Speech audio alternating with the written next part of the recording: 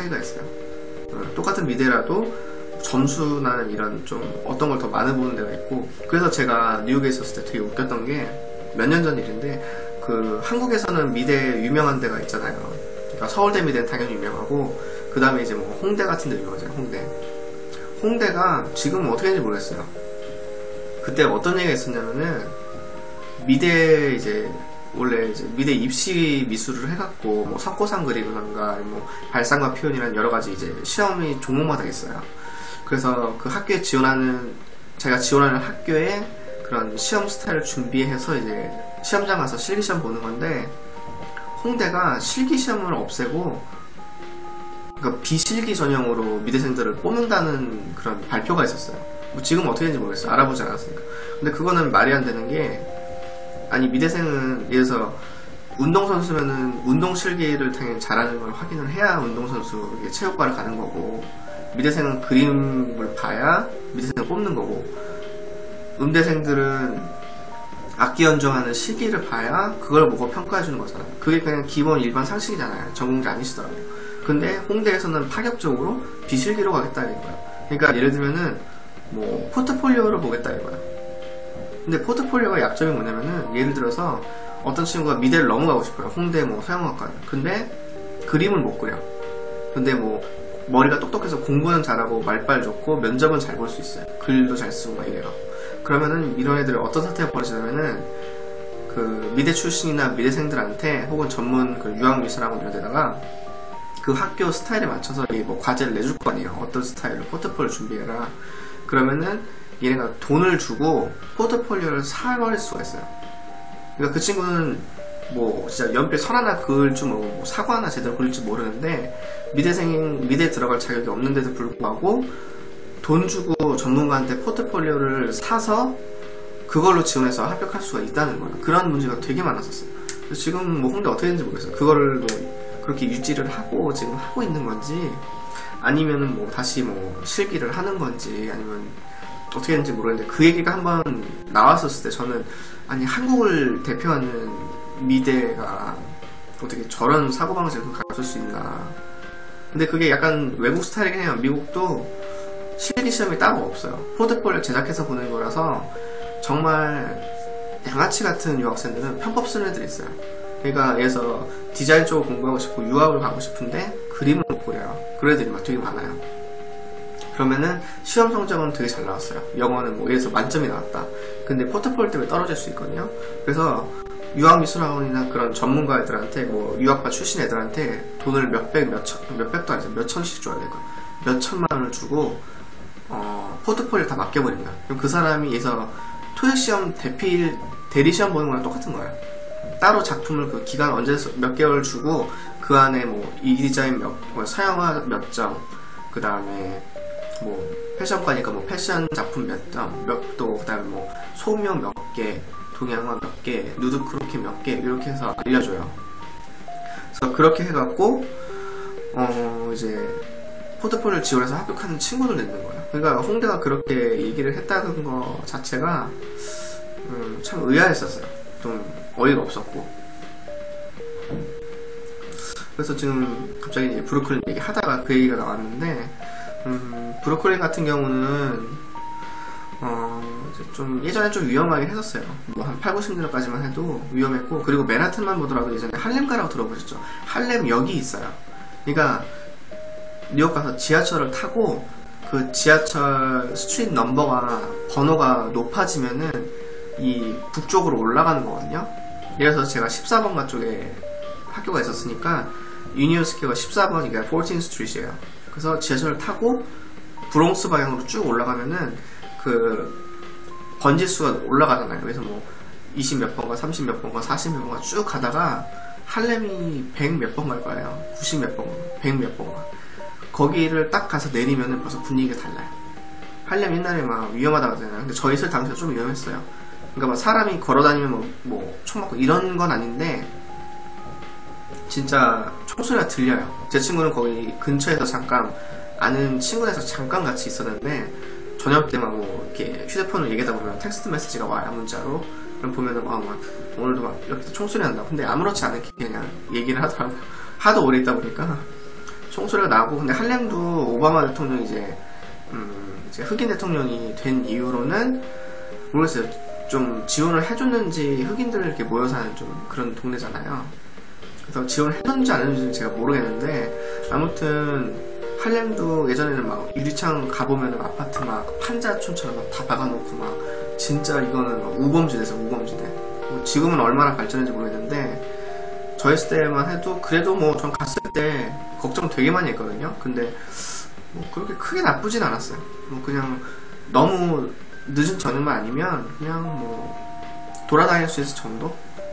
네, 뭐 그 정도였기 때문에 조용하고 뭐 사고만 안 일어나면, 그래서 거기도 괜찮은 편이었고, 그리고 가급적이면 근데 이제 제가 유학생들한테 추천드리고 싶은 건 맨하탄 내에 있는 뭐 뉴욕 대학교라든지 뭐 팔슨스라든지 FIT나 이런 뭐 SVA 같은 뉴욕 맨하탄에 있는 학교로 유학을 가게 된다 하면은 뉴욕 맨하탄 안에 있는 게 좋아요.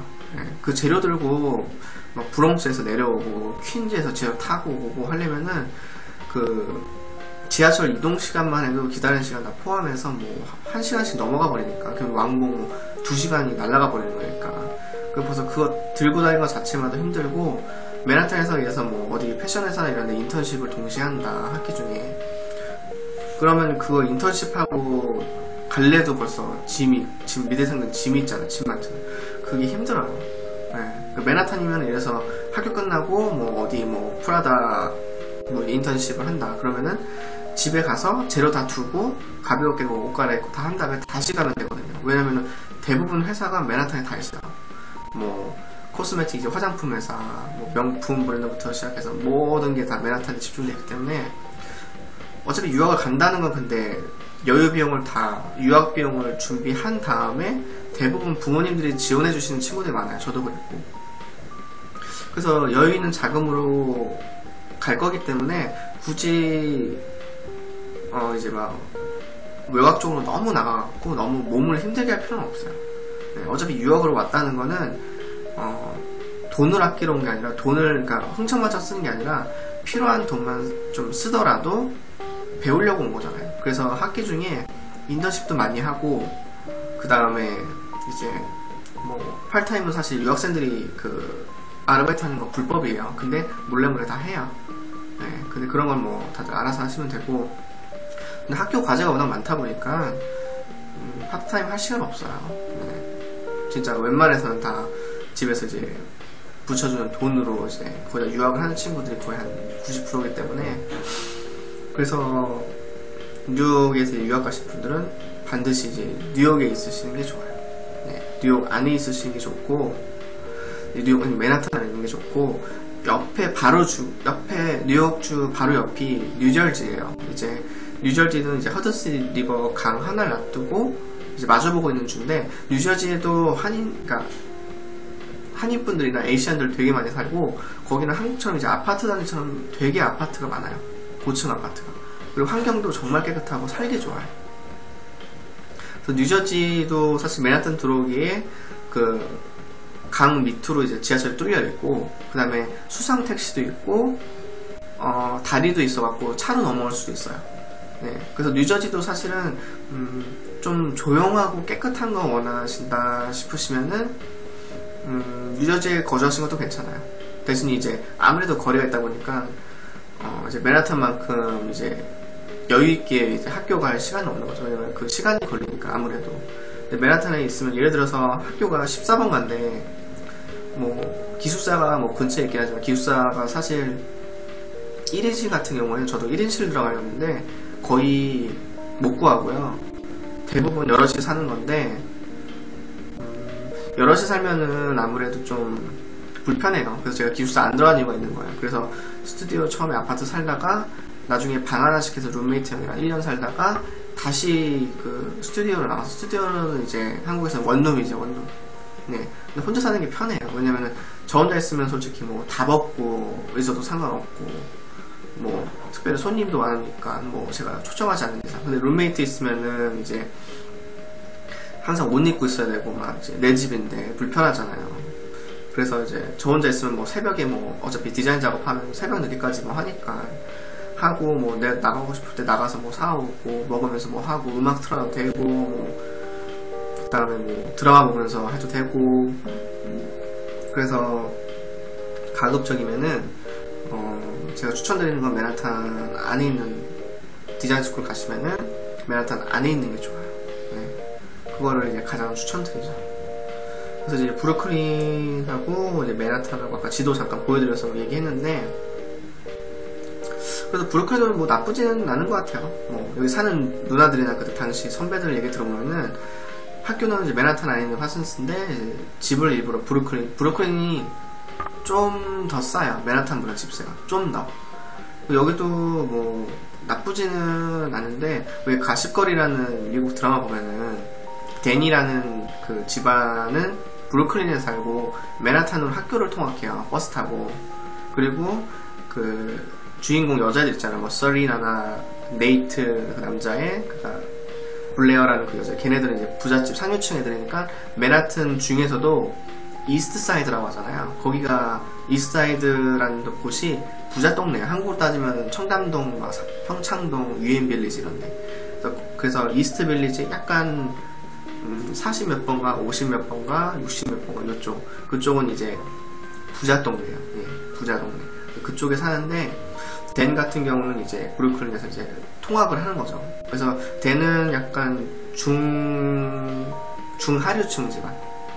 걔네들은 이제 고위층, 상류층 집안 애들. 돈 걱정 없는 애들. 그래서 그 내용 중에도 처음에 보면은 뉴욕도 참 지역으로 많이 따져요. 왜 우리도 지방에서 왔다고 하면 좀 무시하고 그러겠잖아요. 그러면은 그 내용 그 에피소드 중에서도 드라마에서도 이제 댄이 이제 브루클린 사는 애라고 하면은 좀 무시해요. 살짝 좀 돈 없는 애들이 이제 브루클린 내려가는 거거든요.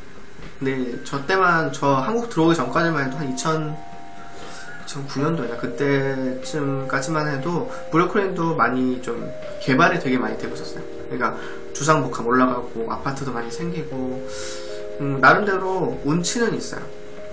뮤지션들도 많고 분위기는 좋은데 저는 개인적으로 맨하탄을 선호해요. 완전 그냥 서울 강남 한복판 같은 곳이 맨하탄이구나. 빽빽한 그냥 빌딩에 사람들 많고 그러니까 사람 많은 걸 좋아하진 않는데 그래도 뭐랄까 아무래도 유학생은 혼자다 보니까 사람한테 치이고 사람 보는 또 재미가 있잖아요. 학교 갈 때도 뭐 인종도 다양하니까 그래서 이제 보는 집 사람 사는 냄새가 나잖아요. 역동적이고. 맨하탄은 이제 항상 밝아요. 24시간 잠들지 않은 도시라서 항상 밝고 그리고 제가 만약에 집 얻으실 때 뭐 복불복이에요. 집 얻는 거. 왜냐면 그 유학 가실 시기에 집이 안 나오면 원하는 데 못 구하는 건데 만약에 구하실 수 있으면은 렉싱턴 에베뉴 쪽도 괜찮아요. 거기는 그 근처에 바로 그 해외 공방 같은 아파트가 있어요. 그러니까 유엔 빌리지 비슷한데 해외 뭐 외교관이라든가 그런 사람들이 사는 아파트 단지가 있거든요. 거기는 경찰차가 수시로 돌아다니고 그 영화나 미국 영화 같은 데 보면 막 검정색 쉐보레 차량에 위에 그 경찰 그 반짝이는 거 그런 거 꽂아놓고 그 정부 차량이라고 해야 되나? CIA, FBI 같은 그런 차량들이 주기적으로 돌아다녀요. 그래서 치안이 되게 안전해요. 그리고 에베뉴 A라는 그쪽 맨하탄에서 에베뉴 A 그 지역이 있거든요. 그쪽 가면은 이제 흔히 그 UN 본부가 있어요. 맨하탄에 있거든요. UN 본부 근처에 있는 데라서 거기도 생각보다 안전해요. 그쪽도 이제 경찰차라든지 그런 이제 정부 CIA, FBI 같은 그런 관련된 정부 차량들 그런 차량들 많이 돌아다니기 때문에 가급적이면은 맨하탄 중에서도 그런 안전한 지역에 좀 있으시면 좋아요. 너무 막 할렘이나 이런 데 뭐 50번가 넘어가는 데로 너무 올라가 버리시면은 뭐 사는데 지장은 없는데 그래도 안전한 게 있는 게 좋잖아요. 네, 그래도. 그래서 저는 유학생분한테 오늘 이렇게 지도랑 좀 이렇게 보면서 약간 좀 알려드리고 싶은 게 있었어요. 이거는 그쪽에 거주하시는 분들은 당연히 너무 잘 알고 뉴요커 분들은 당연히 잘 알 테지만 이제 유학을 막 준비하려고 하시는 분들 아니면 뉴욕으로 뭐 이제 중고등학생분들 좀 꿈을 꾸시는 분들 있으면은 미리 알고 있으면 좋아요. 왜냐면 저는 실제로 있어 봤으니까 이거는 뭐 돈 주고 누가 가르쳐 주는 것도 아니에요. 그리고 가기 전에 사실 집 구하는 사이트 같은 데도 많아요. 그러니까 헤이코리안이라고 미주 전역 그 사이트가 있어요. 한인들이 이제 뭐 집 구하는 거, 중고상품 거래하는 거, 뭐 기타 뭐 여러 가지 물어보는 게 많아요. 그래서 거기 가면은 이제 정보 같은 거 다 있어요. 헤이코리안이라고 있거든요. 그래서 유학생들한테는 그 필수 사이트예요.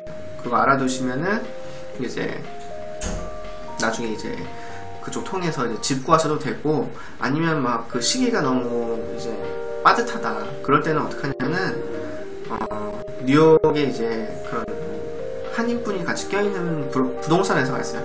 그런 데서 좀 브로커비를 주더라도 빨리 구하시는 방법도 있어요. 나는 뭐 원룸을 원한다, 투룸으로 할 거다 이래갖고 빨리빨리 찾아주니까, 대신 이제 브로커 비용이 나가긴 하겠지만 그게 제일 빠르긴 해요. 저도 부동산 원래 안 하다가 학기 중간에 한번 1년 렌트 끝날 때 다른 데로 옮기려고 할 때 브로커 통해서 구했었어요. 룸메이트랑 살려고 구했을 때. 그때는 뭐 제가 학교 중에 바쁘니까 뭐 이걸 할 수가 없는 거예요. 왜냐면 집중을 해야 되니까. 그래서 집을 되게 빨리 찾아야 됐기 때문에 그 주말 이용해서 빨리 브로커한테 그냥 비용을 지불하더라도 집을 찾는데 하루도 안 걸리고 뭐 한 시간 만에 그냥 딱 보고 몇 군데 돌 건데, 이제 거기서 마음에 드는 거 딱 보고 이제 골라서 했었죠. 근데 그쪽이 구했던 데가 이제 유엔본부 근처에 있던 집, 거의 근처. 한 유엔본부에서 걸어서 뭐 한 15분 거리? 20분 거리? 네. 저는 항상 안전한 데 있었어요. 웬만해서. 대신 이제 메라탄 그런 중심부 깨끗한 그 지역에 있었기 때문에 비쌌죠. 근데 비싸도 안전한 데 있는 게 나아요, 차라리. 왜냐면은 학교 공부나 인턴십 이런 거에 집중하기 더 바빠 죽겠는데, 뭐해서 집이 이상해서 물이 샌다, 뭐 쥐가 너무 많이 돌아다닌다, 뭐 아니면 주변에 막 총소리가 이러면은 쓸데없는 잡생각들이 이렇게 문제가 발생되기 시작하면은 학교 생활에 집중을 못해요. 그러니까 그리고 몸도 피곤해지고, 그래서 또 위험하고. 그래서 가급적이면 안전한 데 있는 걸 추천드리겠습니다. 지금 이제 이것도 한 20-30분 넘은 것 같아요. 이것도 지금 국제신사님 봐주시고 계신데, 이것도 제가 여기서 이제 끊고 다음 얘기는 이제 미국 또 재밌는 얘기잖아요. 총기 관련 얘기로 바로 들어올 거예요. 한 1분 정도 걸리거든요. 총기 관련 이게 뉴스에도 최근에 많이 나잖아요. 지금 막 총으로 엽총, 그 사냥총을 막 쏴 죽이고. 그래서 미국 뭐 총기 관련돼서 저도 뭐 할 얘기가 뭐 있긴 있어요. 뭐 총을 산 건 아니지만. 그래서 그 얘기 하러 다시 들어올 거거든요. 네, 잠깐만 기다려주세요.